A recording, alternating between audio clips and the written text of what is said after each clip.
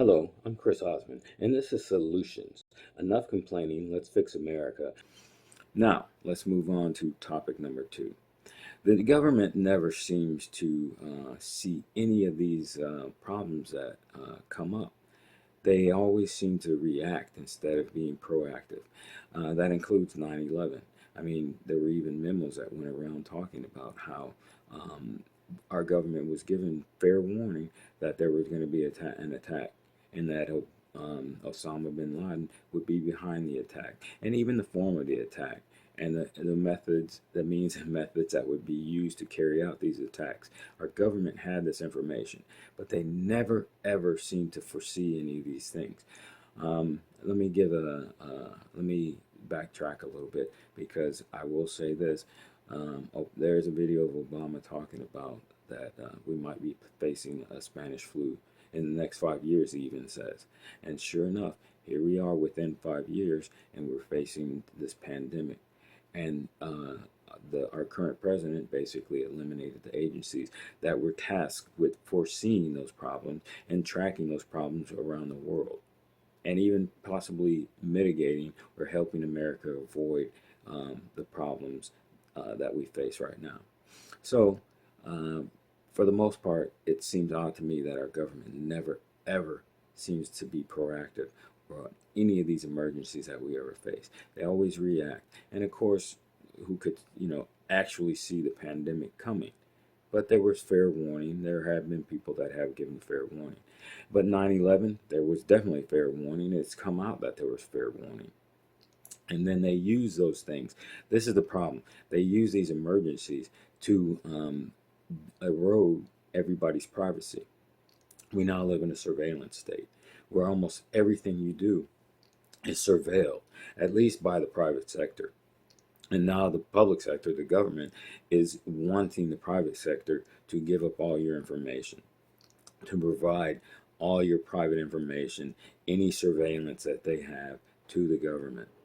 There's a problem with that, and I look at these people who fight for the Second Amendment rights with these guns and all these protests with armed civilians walking around with guns that don't get immediately shot, whereas we always see videos of black guys getting shot whether or not they have a gun. There's something wrong with that picture, and that, to me, it leads to a certain racism in America. But another topic for another time. So we have, like I said, our government never seems to be proactive. They're always reactive. Now, some of the solutions to this issue is, let's protest the loss of freedom and privacy. Americans need to, when they can, get on the street and protest the fact that we have all these rolled back privacies that should have never been rolled back. Secondly, let's roll back the Patriot Act and other surveillance programs similar that have eroded our privacy in the name of security. And for one, I don't feel secure because it doesn't ever seem like like I said, they never seem to know about these emergencies beforehand, whether they're man-made like 9/11 or whether they're natural disasters that could have had task force agencies looking out for them beforehand. Now, another solution would be to swap out the career heads at the CIA and the FBI, because these people are not elected. They are there forever. They have certain agendas that they want to get across. And if they're always there without any threat of being taken out, then they're going to do whatever they want to do. Just like a politician who becomes a career politician. If they know that they're going to continue to get elected, then they're going to continue to look out for their best interests after a while. It's, they, with our government, they always seem to realize that, okay, I can't fight the tide of corruption, so let's move in that same direction. I don't care who it is, even the progressives, the squad, even those people are voting in favor of giving Donald Trump more budget for his military than he even asked for. They're in favor of the first three CARES Act bills, or whatever they're called, that gave trillions of dollars to the super rich, and during the initial stages of the outbreak and the quarantine that just happened over the past couple months.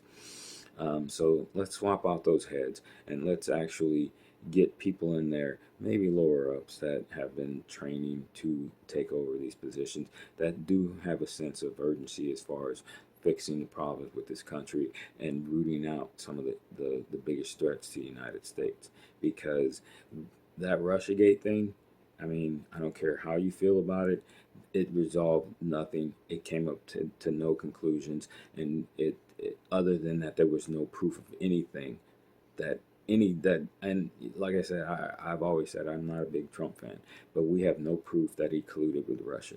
And it went even to the extent that one of the reporters, I think on MSNBC, his name is Eugene Robbins, I think, he actually said that he believed that Trump had been conspiring with Russia since the 80s. That's ridiculous. I mean, how that guy even has a career now, I think he's still on. If he does have a career, that's ridiculous that reporters that say make such wild claims like that are even in business anymore. That guy should have been fired for saying that. Um, anyway, and the next solution to government takeover and the reduction of our privacies is to contact people like Bill Binney and V.I.P.S, which stands for Veterans Intelligent Professionals for Sanity. So that's Veteran Intelligence Professionals for Sanity. And basically, they were the ones that disproved that a lot of the information being provided for the Russiagate investigation could not have happened the way that we were being told that it could happen. Anyway, you can look up their investigations. The link will be provided below.